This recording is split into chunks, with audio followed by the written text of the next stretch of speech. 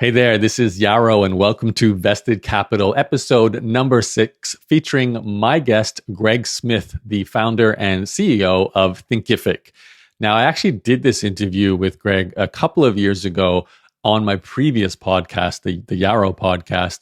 I'm resurfacing it now because his company, Thinkific, just this year, 2021, floated on the TSX, the Toronto Stock Exchange. So it raised $160 million Canadian in the IPO.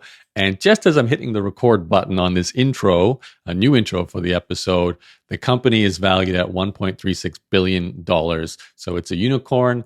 So I thought it'd be a great time to resurface this interview with the founder so you can hear about Greg's background story, as well as how Thinkific was first created, how the software was developed, how they got their first clients, and then how they grew, how they hire people, a lot of interesting behind the scenes details about a company that has gone on to become one of the few rare Canadian unicorns. So that's why I'm resurfacing it. I think you'll love it. It's a great story.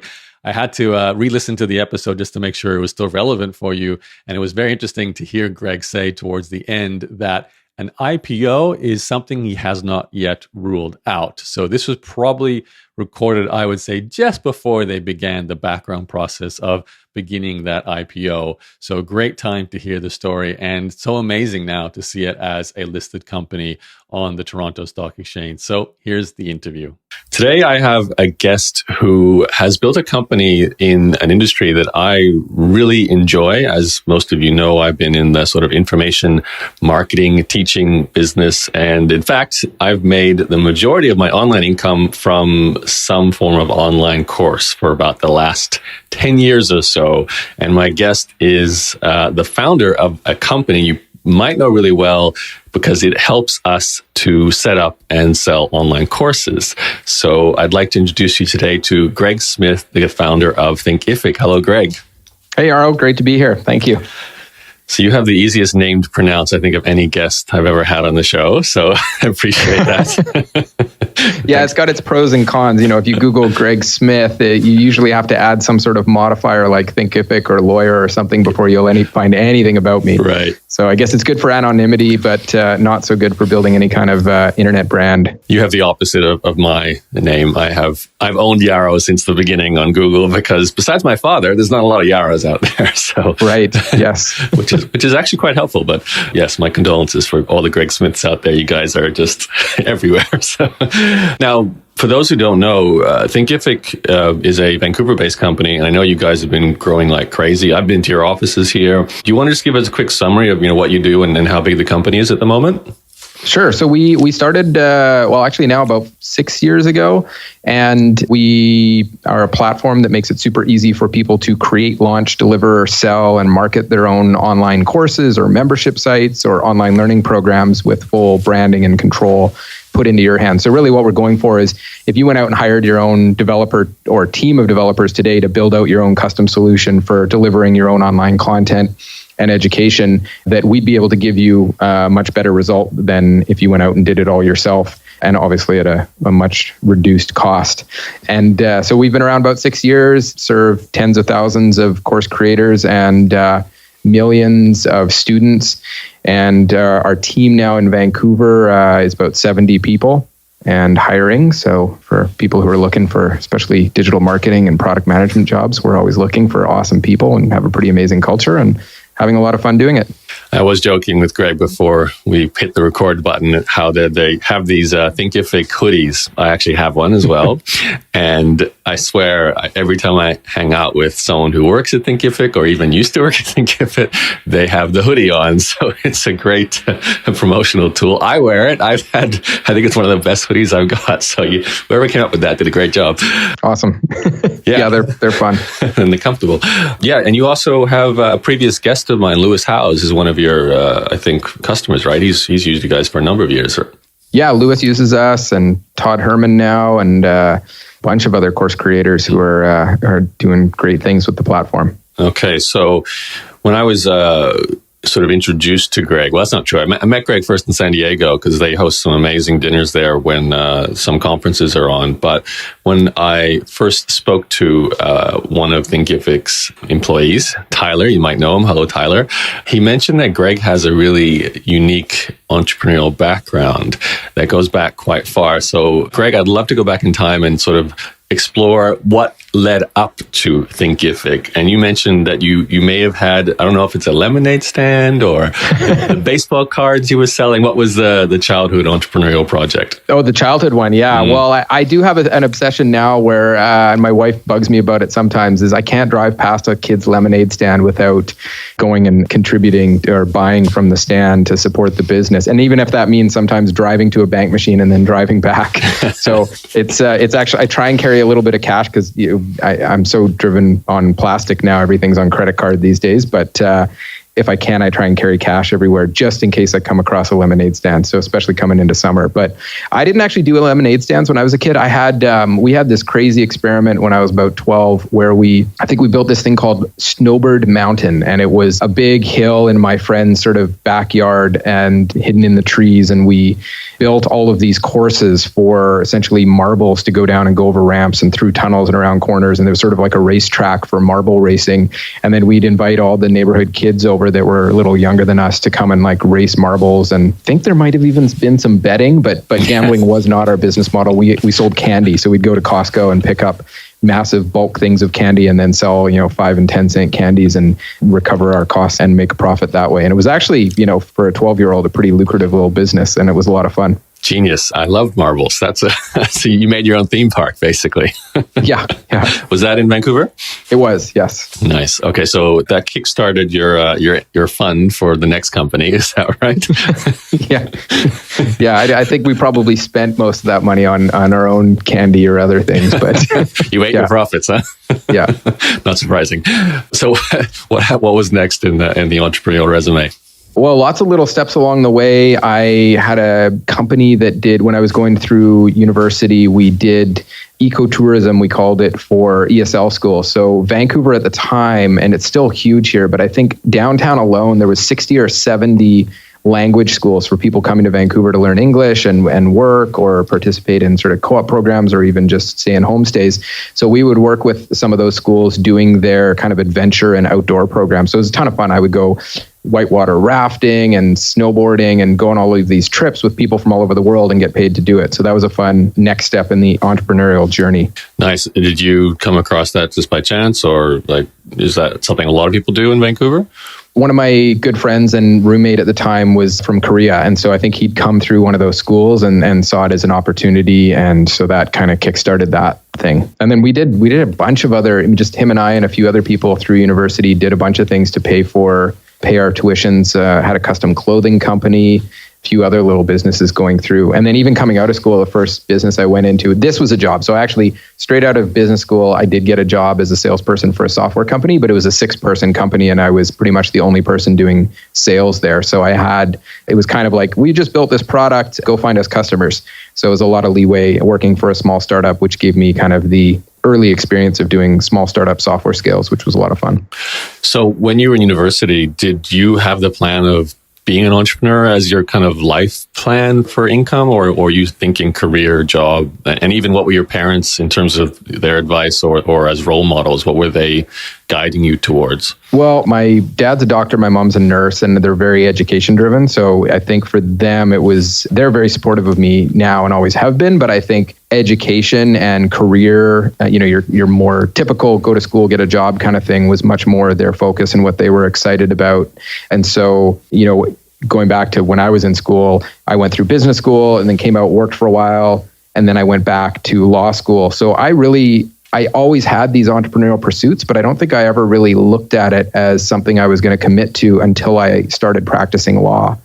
But that being said, even my dad being a doctor, I think he was sort of similar in that respect, that he had the career and the education, but in the garage, there was always some crazy entrepreneurial pursuit, from like a worm farm or a crazy flying machine or a kid's toilet that trains them, all sorts of crazy ideas there that I think really inspired me on the entrepreneurial journey. Sounds to me like your father's projects were more side inventor type projects. He wasn't about to quit being a doctor and go sell how to train your kids to use the toilet sort of thing, right? But you just said before, as a lawyer was the first time you started thinking about entrepreneurship. Did I hear that incorrectly? Like you didn't like law, so you thought about entrepreneurship, or what was the connection? Yeah, so I got into practicing law, and I think the reason I went in, I did corporate and securities law, so I had a lot of like big corporate clients, and in the 3 years I practiced law, I got to see more corporate transactions than you do as a CEO probably in a lifetime. I went in for the ability to go and see all of these really exciting moments in corporate lives, and I actually loved the practice of law. I loved the people I work with, the lawyers, the firms I work with, the clients. It was amazing. And I got such amazing exposure because they would parachute me into a business when it was going through a crisis or raising, $200 million or buying another company. So I got to see all of these really exciting times and advise the CEO or the board of directors through that whole process. And I would do a new one of these every month or so. So it was a amazing learning curve. And I was loving that. But then actually, I think there was a moment there where I read the book, The Alchemist. And it for those of you who read it, it kind of walks you through this concept of sort of finding your place in life and what you really should be doing and what you're going to be super happy at. And I remember reading it and setting a deadline of, I'm going to give myself another year and a half. I think I put an actual date in my notebook and said, I'm going to give myself a deadline and then I'm going to jump and go do something entrepreneurial and start something. And maybe I'll come back to law. But I really wanted to give it a shot and, cut away the golden handcuffs and go for it, give up the salary, cut away the paycheck and go for the entrepreneurial pursuit and see what could happen there. So when you started having those kind of thoughts and you're talking about doing things like cutting the salary, how did you plan for that transition? And also at that point, were you just like a single guy? Because obviously a lot of people, they start to have wives and children or husbands, whatever it may be. That creates, I guess, more pressure to not quit a job, and the risk seems higher to start a business. So how are you planning for that transition to become an entrepreneur? Yeah, I didn't do a great job of planning. I probably could have saved a bit more. The one thing I did when I did quit is I just went and lived with my parents for a few months, maybe even 6 months. So probably could have done a better job of planning, but I really just kind of took the leap of faith and jumped. And I was single at that time. I'm married now with 2 kids. But even when I met my wife years later, it was sort of a constant learning curve of how broke I actually was. Because when we first met, it was sort of, she'd ask me to go up to Whistler and go skiing and, stay in a lodge. And I was like, I can't come. And for a while, it was kind of a point of contention where we actually broke up over it for a little while, where she thought that I wasn't interested because I wasn't willing to go and spend money on these activities. And I had to explain, no, I'm an entrepreneur and I'm still broke at this point. Now, it's different and better now. But even when we went for our first mortgage, she got to look at all of my prior tax returns and she's like, wow, you really had a period there where you made nothing, eh? Wow. How did you keep her attention then? Because that could be a high criteria, and some women want the guy to have some money, Yeah, well, I guess you just have to be good in other ways. So I'm a pretty nice guy and care a lot about her. So I think she was able to see past my impecuniosity and to the future. And the other thing is I think there's a difference between being broke with no goals, plans, ambitions, or not, not working. It's different. It wasn't like I was playing video games all day. I was working 16-hour days. I was just spending everything I made on employees and growing the business. So what was the project you left the law career for? What was the first one? So first one actually was a couple of buddies of mine from law school were starting a company and putting touchscreens inside taxi cabs. And so we would pay the cab companies, and we did this in, all across Canada, and we'd pay the cab companies, put these touchscreens in them, and then we'd sell advertising on them. But also, while I was in law school and even prior to that, I was building my own online course. And so even years prior to this, even way before I went into law, first year law school, I built an online course. And that was really what really drove my ability to kind of take that leap of faith and jump into entrepreneurial pursuits, is because I was starting to generate some revenue from that course. Now, didn't translate to a lot of disposable income for me because I was funneling it back into the next business pursuit, which in the end was Thinkific. But that did help definitely in doing that, was that early online course that I created. Okay, a couple of questions. So what year was the online course, that first one you made? I think it was 2005 that I launched that first one. Wow. Okay, that was really early days, because I didn't launch a course until 2007. And, there were not Thinkific at that time back in 2005. No, I know. It might have even been 2003 because I was definitely teaching the LSAT in 2003, and that's when I started law school. So it might have been as early as then. But yeah, I remember my brother and I looked everywhere for a solution, and in the end, I was lucky. My brother's a software developer, Matt, and he just built the solution for us. So we gave ourselves a 30-day deadline, and we said, 30 days, we're going to build the software. It was pretty crappy software. We're going to build the software and build the course and get it out there and see if anyone even cares about this thing. And it did. A few people cared. 10 people bought the course in the first week of launch, or first month launch, I think. And then it continued to grow from there. What was the course on? The LSAT, Law School Admissions Test. So it was helping people write the test to get them into law school. And it's a super, super competitive space. At the time, not so much in the online course world, because online courses were still somewhat earlier days then, but extremely competitive space in test prep, but tons of opportunity there because people really do need to get that education. Yeah, I remember I had an essay editing company back around that time, 2003, 2004. I remember putting up posters in Toronto, and there were so many posters from other people for LSAT and LCAT. I think that was the other one. It might have been a medical one as well. MCAT, yeah. Yep. We don't have that. I grew up in Australia, and there isn't, I think, the equivalent of that. So I never was quite clear on what that was for a while. But man, there were a lot of posters about those two things. So clearly it's a big need. Definitely. And a great market. Yeah, I think my first hire ever, and this was like a total part-time thing that didn't even last that long, was I hired a guy at UBC who rode around on a skateboard putting up posters for me because I just got fed up with putting up posters everywhere. I also tried to outsource the putting up of posters, but it was hard to find people reliable. They never quite did it the same dedication as I did, I think, as a founder. Yeah. Or I would get messages from the university saying that they'd been too dedicated. Yeah. Posting it all over in places where it shouldn't be. Yeah, I've had that problem a couple of times too. You triggered a few things that I want to talk about. First, let's close the door on this course. So you said you got 10 customers. How did you get 10 customers? So it all started, I was teaching a class in person, and that was going so-so, but it was pretty difficult to get people into the class because there's a limited number of people who take the LSAT every year. And so, then you're also limited by who happens to be in your city, who happens to be local enough to go to wherever you're offering the class, and who happens to care about it on this particular weekend. So I started, and then everyone I was talking to wanted private tutoring. They wanted to have a conversation. They wanted to have all this extra help. And I was finding a lot of my conversations were the same. So I created a little blog of just free resources, and I would drive people there and I'd say, hey, you want some private tutoring, start on the blog, read a couple articles. That'll save you the first 3 hours of tutoring I was going to give you anyway. And then we can sit down. So they'd do that. And then more and more people, even outside of Vancouver and all over the world, started reading the blog. And it wasn't anything amazing. I was still excited when I went to Google Analytics and saw that 10 people went on the blog that day. But that was enough to launch the course. And I put the course out there, and so really it was just the traffic from organic search of people coming to the blog and then seeing that I had a course that they could take for, I think the first launch was $29. So those first 10 people, I netted less than $300 out of it, but still it was a sign that there was something here. Well, you were really a pioneer. That's early days to go through that process. I can imagine just the fact that you had a website or blog with that content would have guaranteed Google search traffic. It would have been the early days for Google too, if I think back to then. They just got started, I think.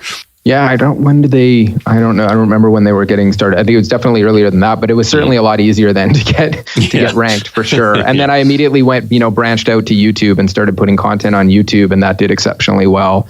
And then I hit a point where YouTube and the blog were driving 10,000 a month in sales just organically, which was great. Oh, wow. Okay. Well, I'd love to break down a little bit more of that because I can see how it leads to Thinkific, obviously, too. But before I do that, there's one thing I wanted to ask you about, which I think we might have possibly zoomed past, but I think I read about you somewhere. But were you part of it's like you run your own painting business here in Canada? Have you done that? I did work for alumni painters, and it wasn't really quite like one of the student ones where you run it yourself. It wasn't as entrepreneurial. I just got a job as a painter and then leveled up to like leading a crew, but it was still very much a job where I had the boss who kind of owned and ran the whole thing. He did the estimates and got the customers, and I showed up and just painted. Right. I keep meeting people here in Canada. Two of my friends from Toronto, Jay Wong and Kirsten Ross, both did that. I think Tyler also might have had something to do with that, who works at Thinkific now. It seems to be like a training ground for Canadian entrepreneurs. Everyone sort of starts there. So I thought maybe you were part of that crew as well.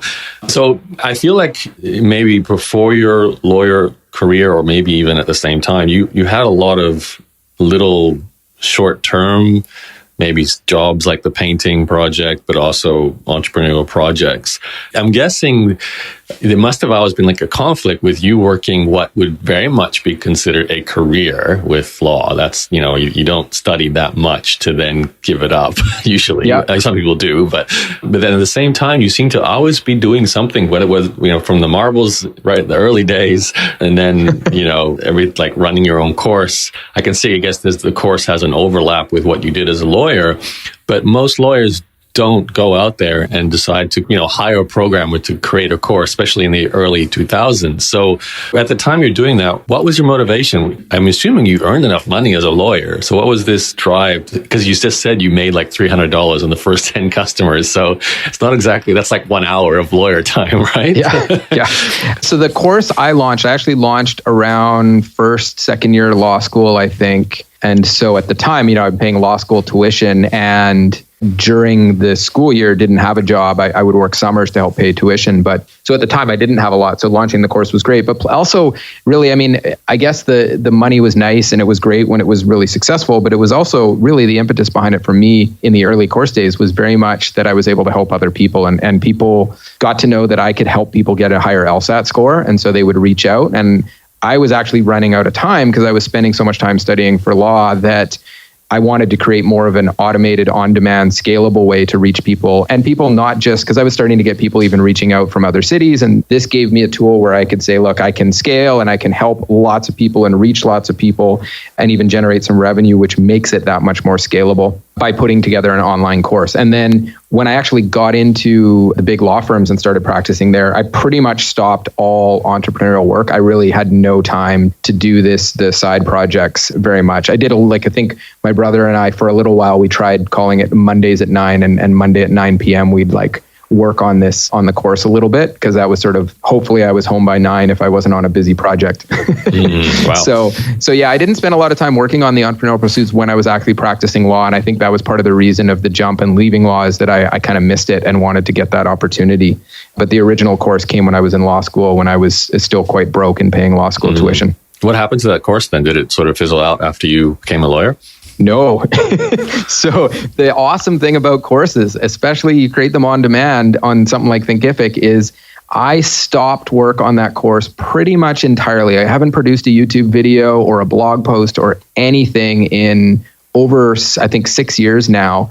And it still cranks out revenue every single month. And it's all organic. We really don't do any ads. It's just organic search. YouTube drives that. There might be a tiny bit of retargeting, but I think we've even turned all that off. So it's amazing. It's been on autopilot now for over 6 years and still generating really nice revenues. And when did you first launch it? How long ago? 13 years, I think. Wow, that's a good run. Yeah. Talk about an evergreen topic. Incredible. Yeah, no kidding. It doesn't, you don't need to update it? The LSAT doesn't change? Laws don't change? I guess not, right? It did. The LSAT did update the last time it updated, I think, was more than 6 years ago, but it was a minor update. I did a quick fix to it, but that was more than 6 years ago, and I haven't seen updates since then. So I'm always a little terrified that if they completely revamp the LSAT, because right now I'm so focused, I have a team of 70 here at Thinkific, and my focus now is on helping our clients create their own courses. So if they revamp the LSAT, then I guess that business model goes bye-bye. You should probably sell that business, but let's not go down that tunnel right now. No, I've had a few offers for it, but I'm really, it's there's a sentimental attachment to it. And I know the potential for it. I think it's doing about 1/10. I think if I could find someone who understood marketing reasonably well and put them on that project, it could probably 10x the revenues in a pretty short period of time. Okay, so any people who are in the law field, education field, who want to partner with Greg, get in touch. We put the call out there. Especially if you understand marketing online. Right. Fantastic. Because it does sound like about 13 years of evergreen sales. That's incredible. Maybe not 13 years of evergreen sales, but 13 years of sales and 6 years of evergreen sales. That's the dream, right? I didn't realize that you personally were such an example of selling an online course. So it's great to see. I'm guessing that was kind of like the doorway to starting Thinkific. But before we jump into that, you said your first business after quitting being a lawyer was actually putting in TVs and taxis. Is that what you said before? Yeah. So we'd replace the headrest with essentially like an iPad inside a headrest and then sell ads on it. There'd be entertaining content and then we'd sell ads to big ad buyers. Did you get rich and have a big exit? No, that one didn't go so well for me. I had a lot of fun doing it, but I think a couple of things is one of the bigger ones just being that my passion's always been really in like helping people and education and helping teach people. And even, with Thinkific, the big thing I get to do is help people build businesses and build education and help them help their students and get their message and their passion out. I was really missing that. I had that in law because I could help my clients build their business and get their message out. And now I have it at Thinkific where anyone who has an area of expertise or a passion they want to share, I can help them do that through Thinkific. But in selling ads, there was something missing for me there that didn't resonate with what I wanted to be doing. So how long did you go before you left that project? I think that was only about a year and a half. Okay. And what happened next? Then it was straight into Thinkific. We spent like a month revamping the LSAT course, which is Alpha Score is the LSAT course. Yeah, actually, then dove into Thinkific. What is the website address before you continue for the LSAT business so we can check this out? It's alphascore.com, ALPHA. So like the spelling of the Greek letter alpha, score, like hockey score.com. And it, again, hasn't been, you might see a blog post on there, like one or two within the last 6 years that someone just sent me and then I just reposted it on the site, but it really we haven't done anything to it in quite a while other than make sure it's all set up on Thinkific once we got Thinkific launched. Right, the course actually runs on Thinkific now. You're still not using that first version of the platform. No, yeah, that first version was pretty painful. Okay. So yeah, with the germination of the Thinkific idea, what were you like? How did that come about? What were you thinking? What was the need did you see in the market? And why did you think you were the person to potentially solve it? Well, so we had the LSAT course out, and what I found was people kept reaching out to me saying, hey, I want to do the same thing. And they weren't quite asking for what we did with Thinkific. Like Thinkific is that self-serve platform, put your content in, pick from a couple of themes to make everything look beautiful, launch your course, all the e-commerce, everything's built in. What people were calling me for way back then was, can you shoot my videos? Can you help me launch my course? Can you launch it for me and sell it for me? And then just I'll take a royalty, or how did you do what you did? But it was all really around the core message I was getting these inbound calls from was, I saw what you did with your LSAT course and Alpha Score. How can I do the same with my GMAT course or my SAT course or my kiteboarding course or my, filmmaking course? I'm teaching offline right now, but I want to take it online and I can't find a good solution. Can you just take my content and turn it into a course and sell it for me? And so that was it was constantly hearing that message from people. And we tried to work a bunch of deals where we'd get much more involved and we'd, film it and sell it and do all of the work for people. And I found that the best way we could serve them was actually just to build a self-serve tool, because what we really wanted to do was give people the same business ownership and success and control that we had with our own course, which is saying, you get your own site, your own brand, your own course, all the revenue is yours. You just go set it up and you're ready to go. At what point in this journey did your now wife enter the picture? I just want to make sure, because you said you met and you were very much a hustling entrepreneur. Was it the start of Thinkific or was it earlier? No, it was early days Thinkific. So it was early days Thinkific. I was still at the point where we had employees, but I wasn't yet paying myself a salary. Okay. All right. So she'll enter the picture shortly. So, okay. So it sounds like a lot of people, when you get this demand coming at you, often the first way to think about servicing it is actually to offer a service, right? Like we'll do the videos, we'll build your website, and then do a revenue share, kind of like the agency model, I guess, right? So it sounds like you tried that and realized that it wasn't your future direction. The thing is, you decide then, I'm assuming, to build another platform, right? And I'm guessing you were planning to replace what you were running your own course on with that new platform. What did you learn from, hiring that programmer back in the very early days with that first course? You said you had 30 days, build the platform. Now, when you're about to create Thinkific 1.0, how did you go about doing that? Do you hire someone full time? Did you get venture funding? How did Thinkific start? Well, so the first programmer was actually my brother. So the first guy I worked with was my brother, Matt. And then so we did the same thing again years later when we wanted to take the idea of Thinkific and make it available to everyone. Is he did the code and I did the sort of sales and marketing. And well, he actually did a lot of the marketing too. But we just worked together. I think we got a little bit of money from my dad, borrowed a bit from my grandma, but just enough to kind of keep things going in that first year. And then we really turned to customers for revenue. And that's where in that first year, we didn't have this sort of full-on self-serve platform where thousands of people can come and set up their own courses. So we did have to do a lot of the manual work for people, but that was great because it also forced us to charge a lot more, especially in those early days. So we'd go to people and, now you can use Thinkific and get set up and started and launch a course for free. Back then, we'd often ask someone for $10,000 or $15,000 right out of the gate just to set something up for them. There was some client revenue pretty early on, but it was very sporadic and non-scalable. And I think that's what we realized is I was pretty good at doing the sales thing, but I could sell someone on $10,000 or $15,000 or $25,000 to do a project for them. But then we had to start all over again the next month or the next quarter. And so we really wanted to move into more of a scalable recurring revenue model where people just pay a subscription fee to use the service and then it's self-serve. And that allowed us to serve way more people with a much more scalable model for us. Where did the Thinkific name come from? That one, we've looked at changing it a few times, but I do like it. Originally, my brother came up with Think mashed with terrific. And I think that was what it was. And then the awesome. .com was available. Now we're sort of looking at Think If I Could is a really nice sort of branding message associated with Thinkific of think if I could launch my own course or think if I could teach the world or think if I could, share my passion with others. And I think that lines up a little bit better with Thinkific and helps people remember how to spell it too.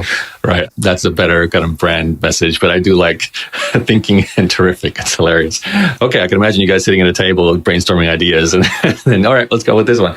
Okay. So you and your brother, you're kind of doing custom, bespoke, high-priced products, and then you're going, or services really, then you're thinking, okay, we need to get this more, less hands-on work, more recurring revenue, we need a platform. At this point, is it still just you and your brother, or is your team expanded? Like, how did it grow? Yeah, we did hire a designer pretty early, because I think we recognized that my brother's decent at design, but we needed that. That was the first piece of help that we needed. And the interesting thing was the whole time we were doing these bespoke or custom solutions, we were building the platform. So we knew right out of the gate what we wanted to do. We kind of had a few deviations and false positives along the way where we got pulled in other directions.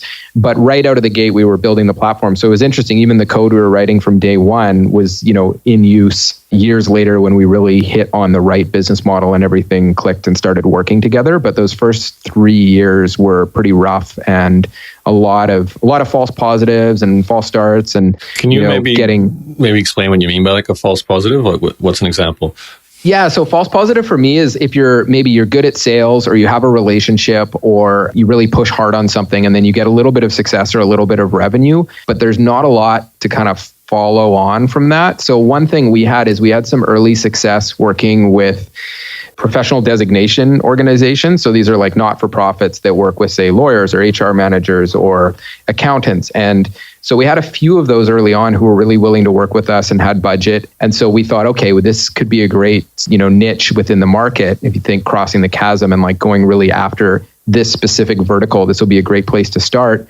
And so that was kind of a false positive because what we learned once we started investing a lot of effort in that industry was that in the not-for-profits in the professional associations is they were really excited about the project and they'd shake hands and say, yeah, we're going to do this, but it would be 12 to 24 months and 4 board meetings or 8 board meetings later before anything would happen. So it was just way too slow of a sales cycle and not a big enough return on it to make it worthwhile. So that was one of the kind of false positives we had, that it seemed like a good thing. And then as we went down that path, realized we should probably get back to our real vision here of making that self-serve platform for anyone to go launch their course. So with these false positives, it sounds like, I don't know how you're doing it, but were clients just kind of showing up? Like, someone sees a course that you've built for someone and then they direct you like a referral? Like, was that where all the marketing was happening? Or were you, because you said you were the sales and marketing guy, were you literally sitting on the phone all day trying to drum up clients during those early days? A bit of both. So I think in that particular space, there was a referral that came in and that worked well. And then I got on the phone for 2 months and just called everyone in the book that I could find. And that's where we learned that maybe it was a false positive, because we got a lot of really positive initial feedback, but not a lot of things closing in any reasonable period of time. Right, because how did you think about your target market? I can imagine, there's so many potential avenues for selling digital information today, and certainly more so maybe when you started, because people just didn't have the general awareness that this is something you can do, certainly not easily, right? So you'd have had everything from the hobbyist to corporate, B2B type platform options, right? So how did you decide, even making a phone call, like today I'm going to phone nothing but real estate companies and see if they want to do a course? Like, how did you decide that? Well, early days, we were really kind of going for this, I think our ideal avatar early days was sort of the somewhat celebrity expert. So ideally they had content. Now, it might not be online content, but they were teaching people. It could be a textbook. It could be a live class that they did. And then they had some sort of celebrity in that they were known, at least in their industry, as a key expert in that. And the idea there, though, was that we were going to partner with them and do a lot of the work for them. And what we saw over chasing that avatar is that, yes, we could do it at a very non-scalable level, but we actually could generate much better results for ourselves and for our clients if we built more of the self-serve platform and just gave them all the tools to do a lot of it themselves with the training to go out and do it. And so what we find now is that if someone has the expertise, they can go out and generate the audience. Now, if they have an audience, all the better, but there's enough understanding of and opportunity and ability now out there that if you have some expertise or some passion, you can actually get out there, start generating your own audience, and the end result will be that much better for you, because then you kind of own the entire platform, your own brand. So like I see someone like, we have one client out of Australia, actually, Deanne Love, who does hula hoop training. And I think she actually started shooting video with an iPhone in a park of her hula hooping and put it online and built an online course showing people how to do really cool hoop tricks and for, fitness and dance and fun. And now she's got a whole team. She travels the world. Her whole site and brand and product looks amazing. And she's really just, through creating content, been able to get out there and build this massive audience and really successful business around her hula hooping hobby. For the love of hula hoops, that's awesome. You need someone doing yo-yos and what's another old school hobby? Tell me a bit more about at the point where you said, okay, let's build a do-it-yourself hosting an online course platform. That point where you really realized that's the direction you want to take the company, and maybe not a false positive, a positive positive. Did you just tell your brother, go build it? Or how did that begin?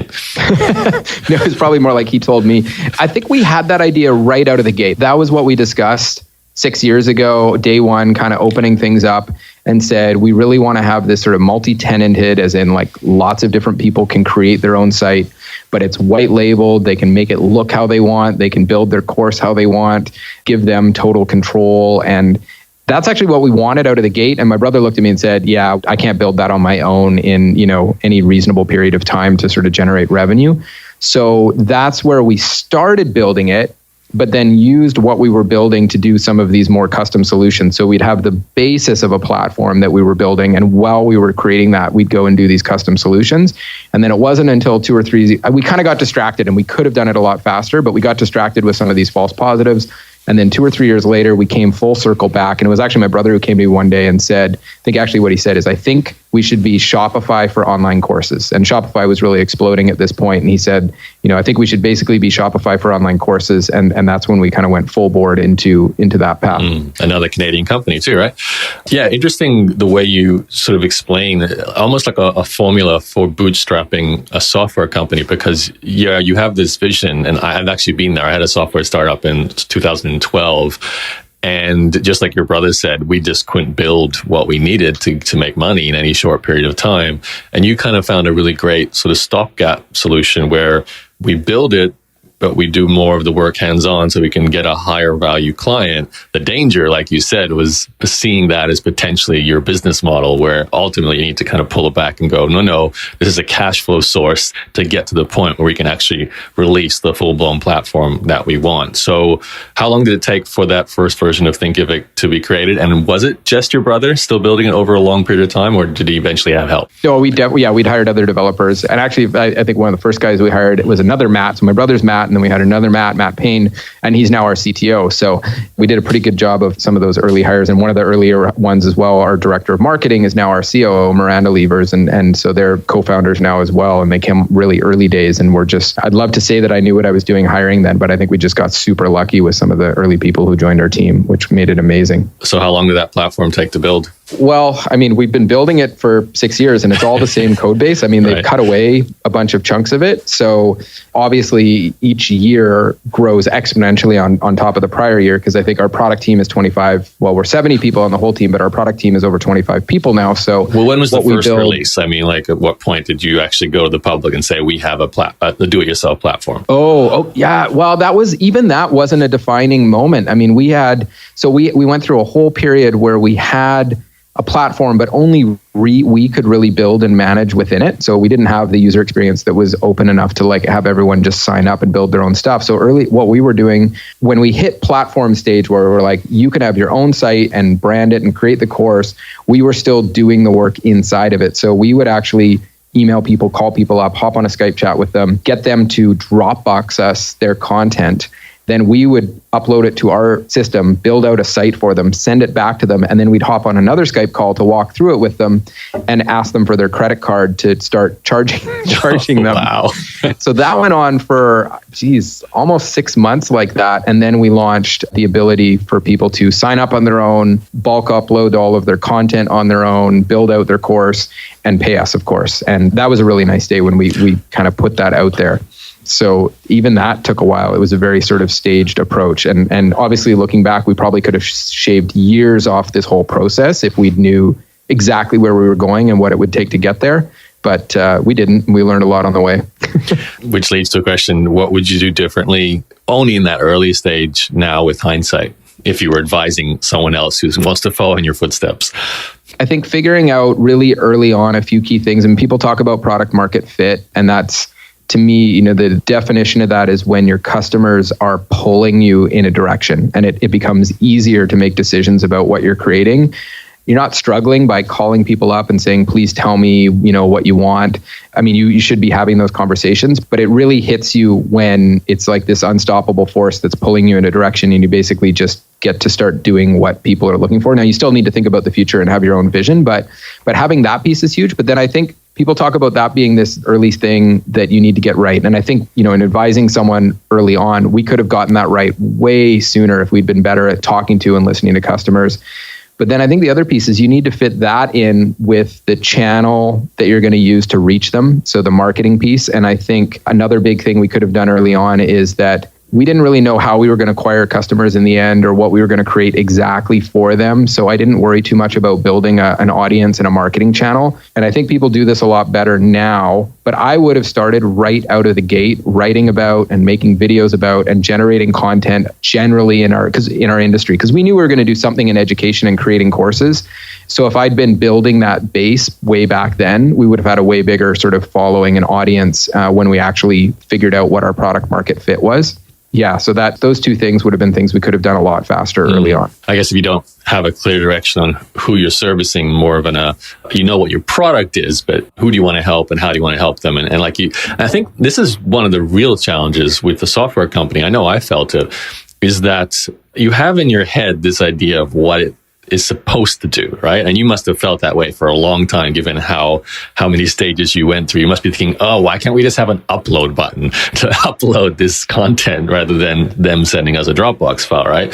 Yep. But you have to go through that staged development process unless you, I guess, get some crazy amount of venture funding and hire 10 developers out the gate, which is not usually likely, right? So that's the real challenge, I think, for any software company to get that part right. And I think even if you feel like you had those false positives, it sounds like you did have a fairly effective staggered growth mechanism, moving from almost like a consultant service company to a full-blown software company and just rebalancing that over time.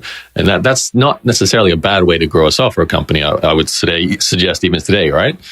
Yeah, definitely. And even the building feature, even if we had funding right out of the gate, which is pretty tough to get funding just based on an idea and you don't even have your model in place, but it can happen. And we did get funding later, but even after having significant revenues, and even today where we have lots of software developers.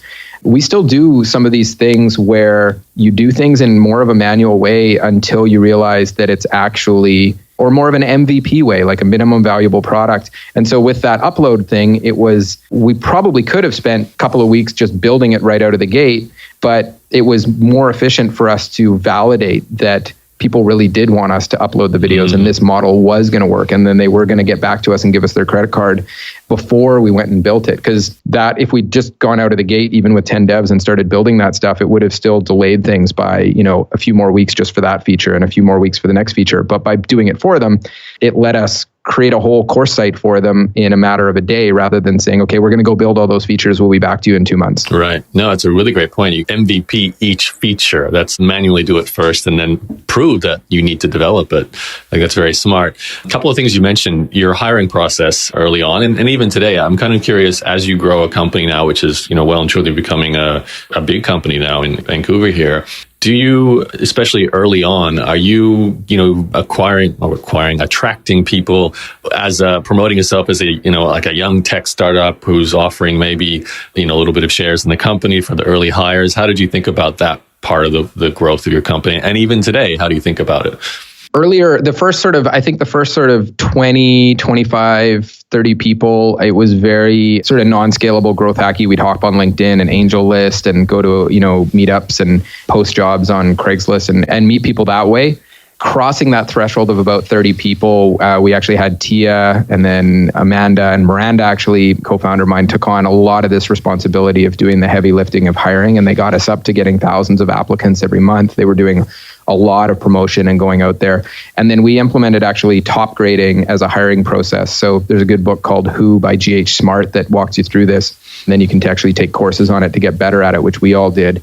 And that was a real turning point in terms of our ability to hire amazing people, both in terms of identifying people through a hiring process where my gut told me it was probably going to be a good idea, but the hiring process said run the other direction, and then vice versa, where your gut's telling you it's a bad idea or you're not really, or the person isn't very good at selling themselves in the interview process, but by digging in using this methodology, we can actually identify some of the sort of, diamonds in the rough.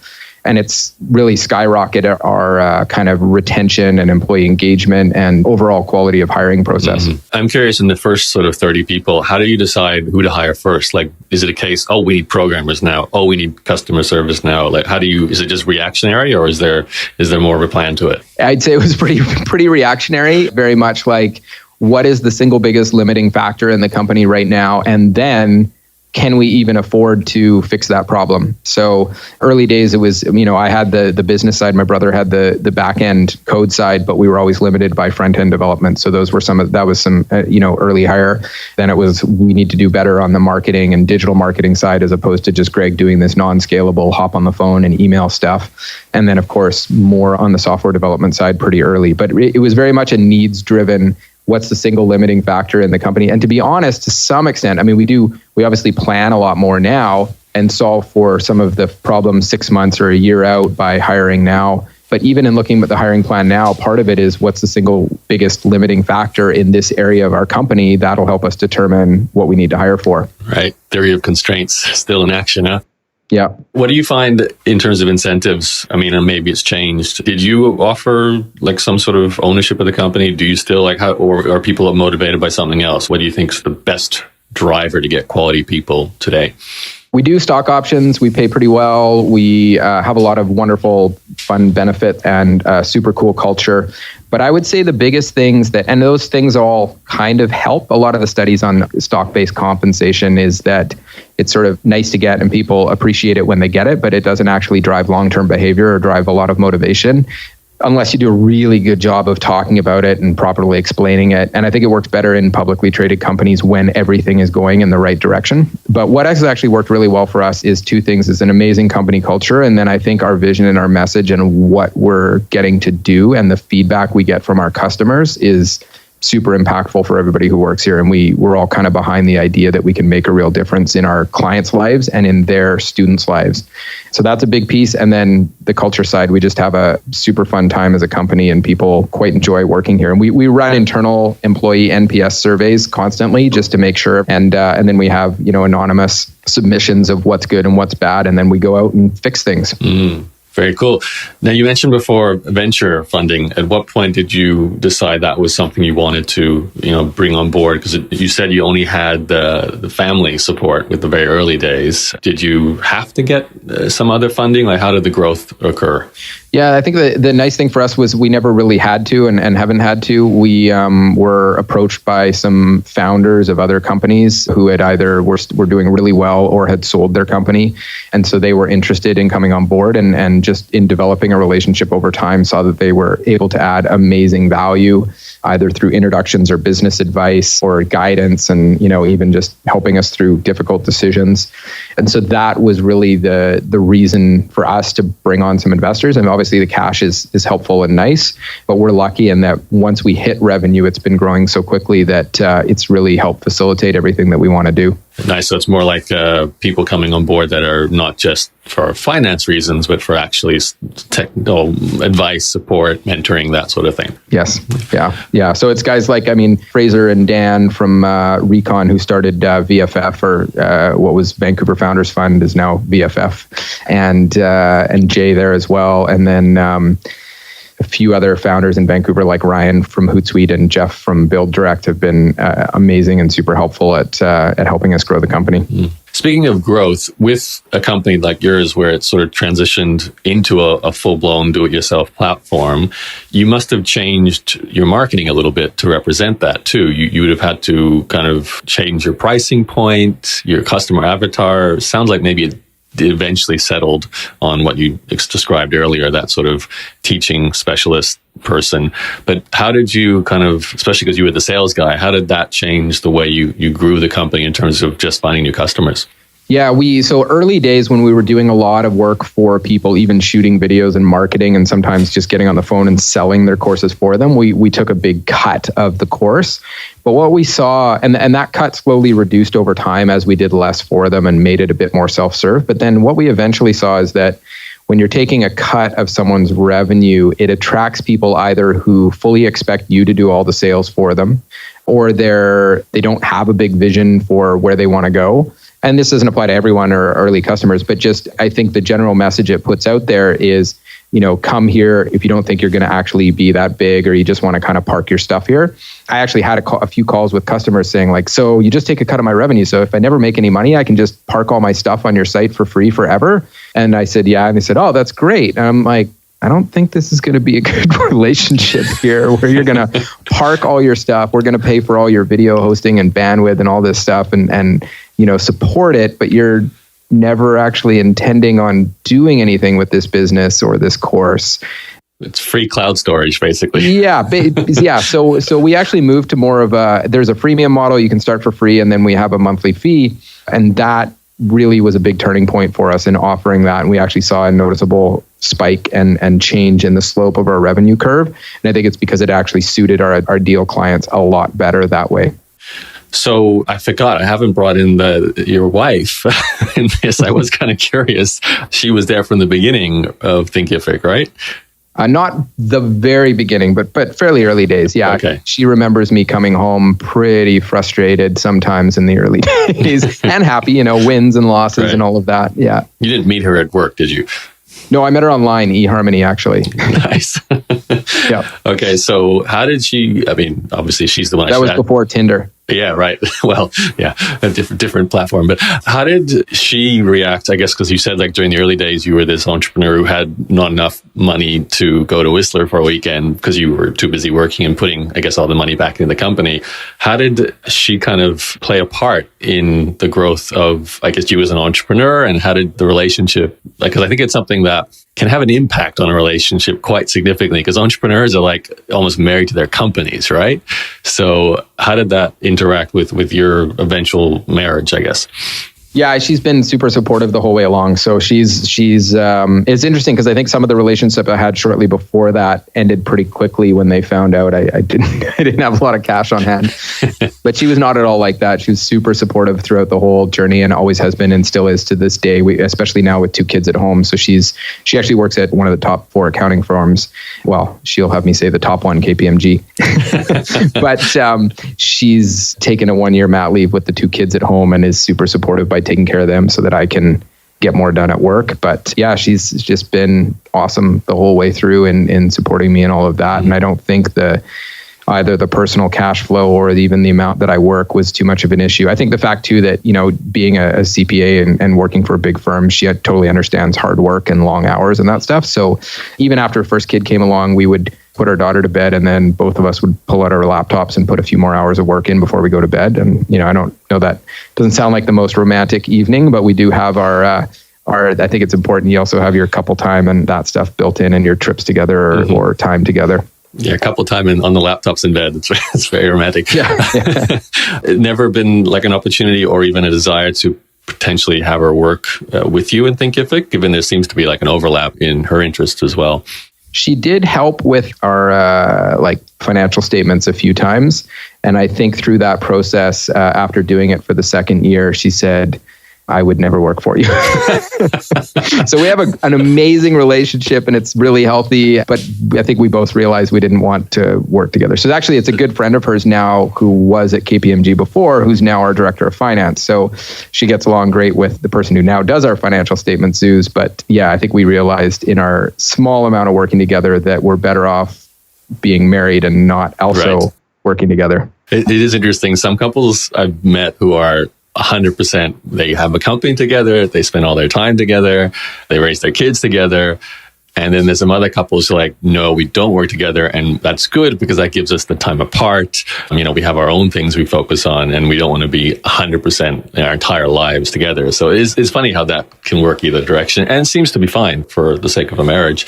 Greg, let's just move towards the end of the interview here. With Thinkific obviously still on this incredible growth curve, what do you now personally want the company to become and where do you see it going? Like, is this something, I know you're probably not thinking about exiting at this point or anything like that, but obviously the bigger it gets, there'll be more things like, do you want to float the company? I mean, we've seen Shopify do that. And I think, is Hootsuite floated here as well? I'm not sure.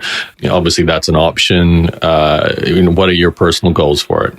I really have 2 big ones. I love personally helping other people, especially in kind of business and education pursuits. So those are the 2 big goals I have associated with it is the more we can help someone out there who has a passion or an expertise and they want to go out and share it with the world or make a difference in more people's lives. And then helping them to build a business around that and helping or to grow their business further around that and then to go out and actually make a bigger difference. So the 2 pieces there is the business growth and actually achieving transformation in students' lives and education in students' lives to make a difference. And I think education is the strongest force on the planet for affecting global change and world change and personal change. And that's really how I think you affect massive changes is having lots of individual personal transformation and change. So we want to empower our clients to go and make that happen. And then on the client side, by growing their business, if there's a sustainable business behind your education and sharing of knowledge and teaching others and sharing your passion, then it becomes something that can scale and it can reach more people and it can be sustainable and go on for a long time. So to me, the big goal right now is the more we can do of that, the better. And so when someone reaches out to us, the first thing they see is that we're totally dedicated to helping them achieve their success in their business and in educating others. And that probably actually, it ties right to a lot of our core values and things we do here. And we'll spend money even if it doesn't mean more profit for us on achieving these things. So for example, we spend a lot more on customer support than I think any other company in our space does because we want to make sure all our clients are super well supported. So it's really about driving to those 2 goals of creating real businesses that can actually go out and make change and transformation in other people's lives and doing as much of that as possible. Okay, so basically focus on the core business and whatever happens from that point forward, you'll see what happens kind of thing. Like in terms of future growth, it's just a case of just doing the best you can for your customers right now. Yeah, and I mean, I wouldn't put IPO off the table at some point potentially, or just continuing to grow. But I think those are still far enough away. I mean, we're probably big enough now we could even consider an IPO, but I've done them as a lawyer for clients before and not really at that stage where we'd want to look at something like that. Fair enough. One last question for the listener who is loving your story, in particular the Thinkific story, and they might have an idea for some kind of software platform or any kind of platform, I guess. What would you advise them to do right now to get started in terms of, you've certainly got the hindsight experience, in particular with questions, I think, around funding, because software seems to be something that people feel they really do need to get funding, and potentially a lot of it, especially if they don't have a brother who's a developer on hand, to make the first version of your platform. Like, what would you advise to them?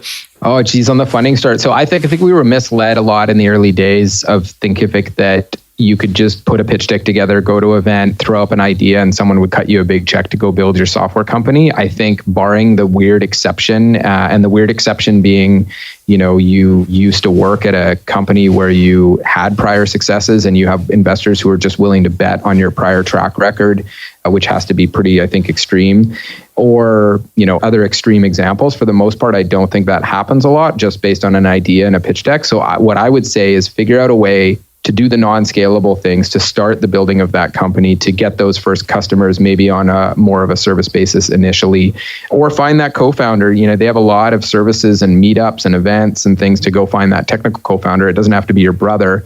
In some respects, that's maybe not the best idea, but go and find that technical co-founder. And then I would say just get building. I mean, with the tools that are out there now, you can build basic level SaaS software pretty damn quickly, and then go out and get some of those first customers and get value out of that. And I'd say, getting started with that, I think you're way better investing early efforts in building a marketing channel, getting content out there and starting building a base of customers, learning from those customers, starting to build that early product from them, and maybe doing some non-scalable, even service or custom work for them, than you are worrying about pitching investors. I think the only time the investment really worked for us was when we didn't need it. And then the investors just came to us and said, hey, we're interested.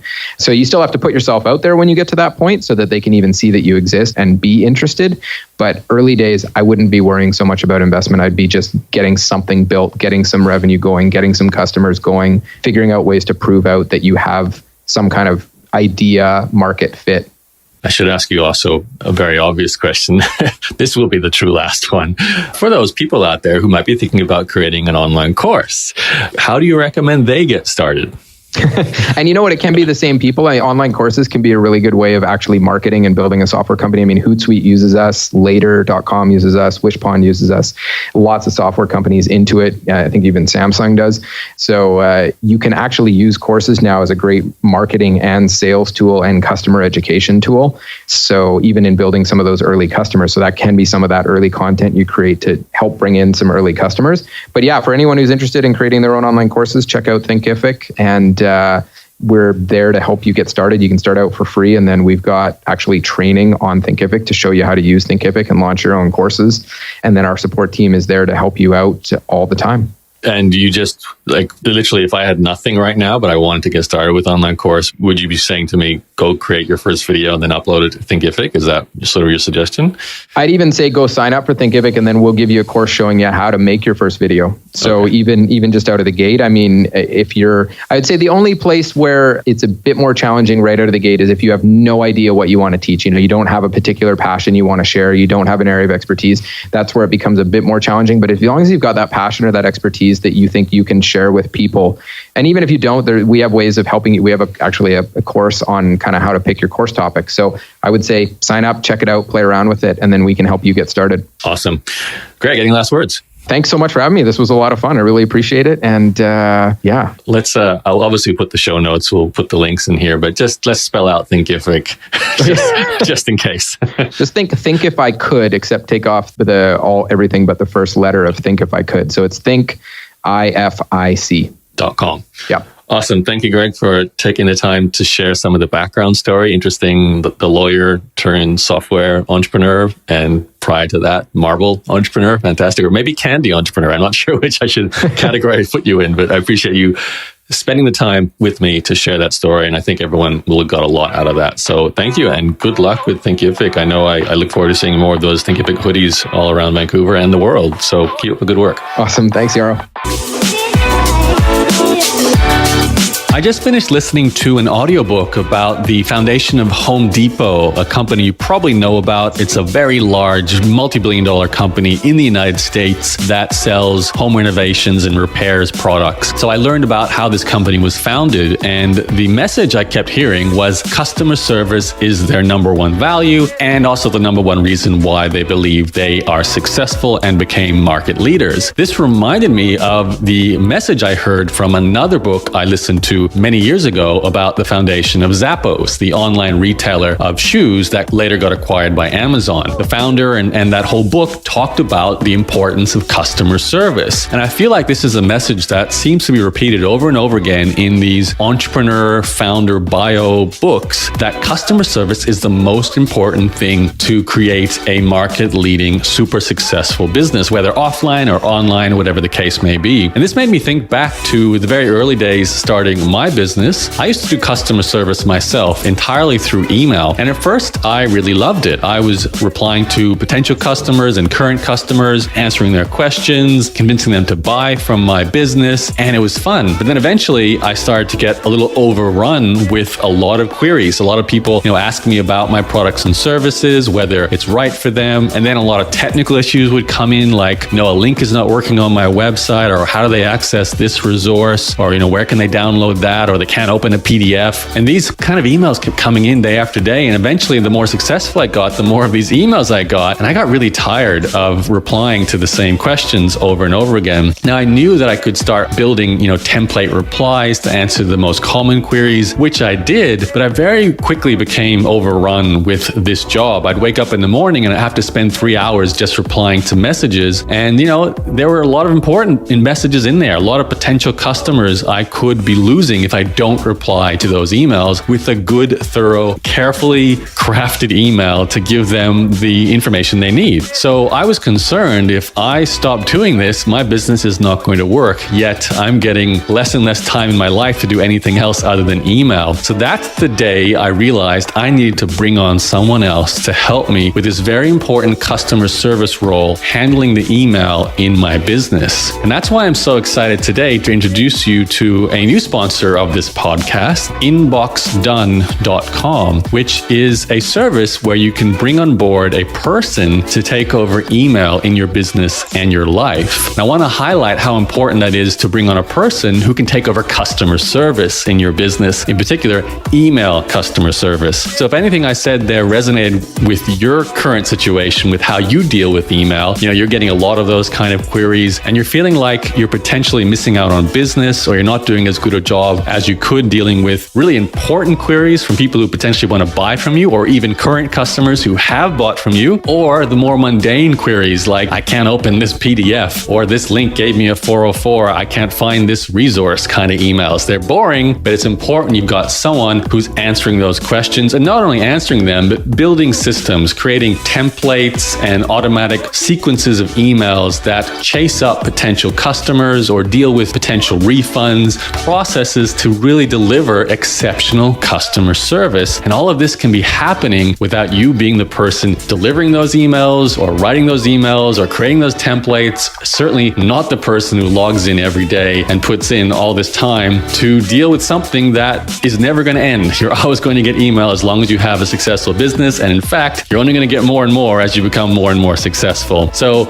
I recommend, if this is your situation, you check out the inboxdone.com service and hire someone who can essentially become your entire customer support team just by hiring this one person from Inbox Done to take over email in your business. Now, it can do a lot more than that for you, but I recommend, to find out all the details, just go to inboxdone.com, check out the website, and you'll find an application form there where you can apply for your very own email inbox manager who could take over customer service in your business, which would potentially can change your life. You can take this completely off your plate and go to sleep relaxed, stress-free, knowing that customer service is being handled by a dedicated person whose job is to deal with those emails every day for you. That's inboxdone.com. Go check them out.